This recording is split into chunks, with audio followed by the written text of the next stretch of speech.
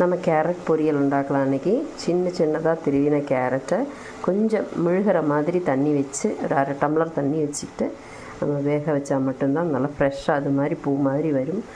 Carrot வேகிறது ரொம்ப முக்கியம். வேகிறதுனால சத்துக்கள் குறைவதில்லை.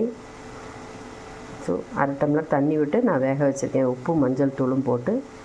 இனி அடுத்தது வெங்காயம், பச்சை மிளகாய், கருவேப்பிலை அரிஞ்சு வச்சுக்கணும். கடுகு கடலைப்பருப்பு தாளித்து இதை வெங்காயத்தை தாளித்து கேரட்டையும் கொட்டி கொஞ்சம் தேங்காய் திருவல் போட்டு பொரியல் பண்ணி எடுக்கலாம்.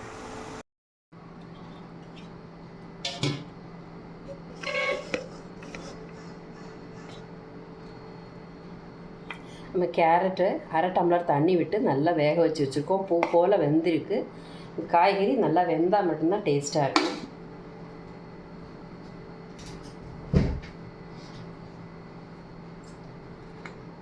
சட்டி காஞ்சாச்சு, நம்ம எண்ணெய் விட்டுக்கலாம்.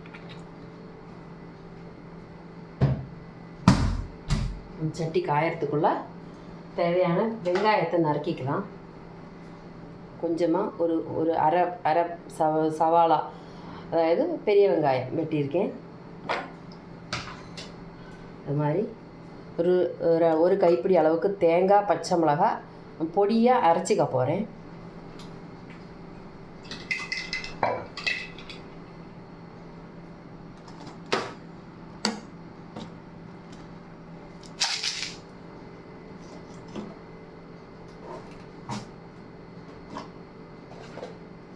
இதில் கொஞ்சமாக ஜீரகமும் 2 குருமிளகும் கூட போட்டுக்க போகிறேன்.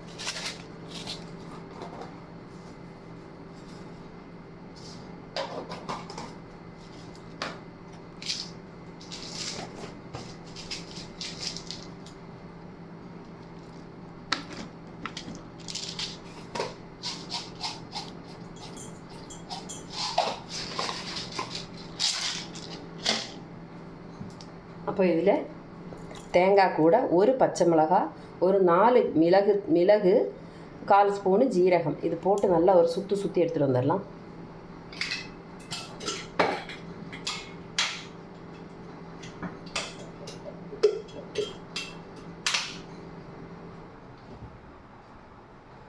எண்ணெய் சூடாயாச்சு.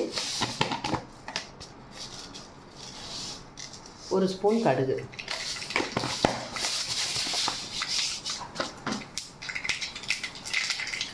கழுவி வச்சுருக்க கருவேப்பிலை,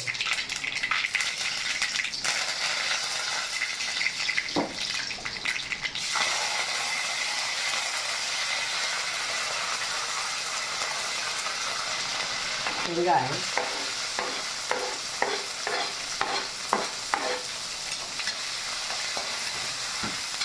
கேரட்டில் உப்பு சேர்த்து வேக வச்சுருக்கோம். வெங்காயத்துக்கு மட்டும் 2 கல் உப்பு போட்டுக்கலாம்.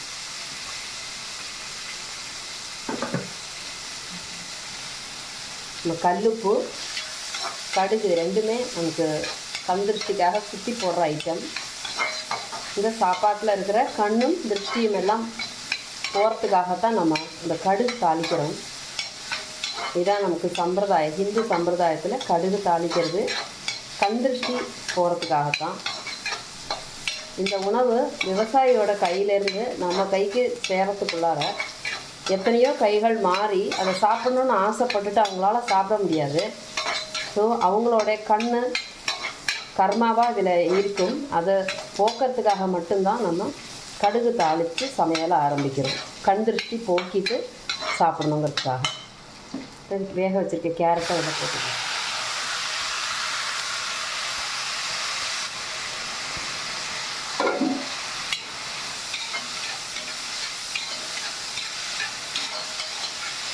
இதில் இருக்க தண்ணி வற்றட்டும். அதுக்குள்ளே நம்ம தேங்காய் சுற்றி எடுத்துகிட்டு வந்துடலாம்.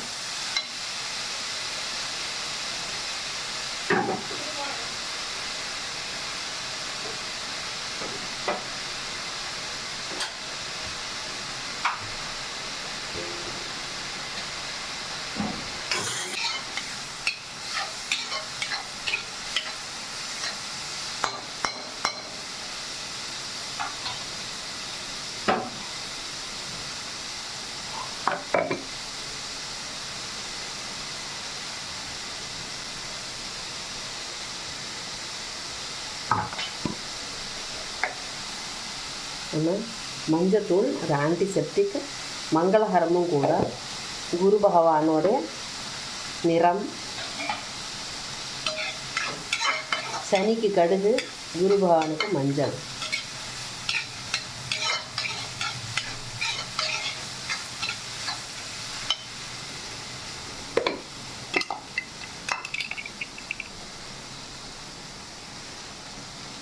சிவனை ஓர்மப்படுத்தக்கூடிய தேங்காய், பச்சை மிளகா புதன், மிளகு செவ்வாய்,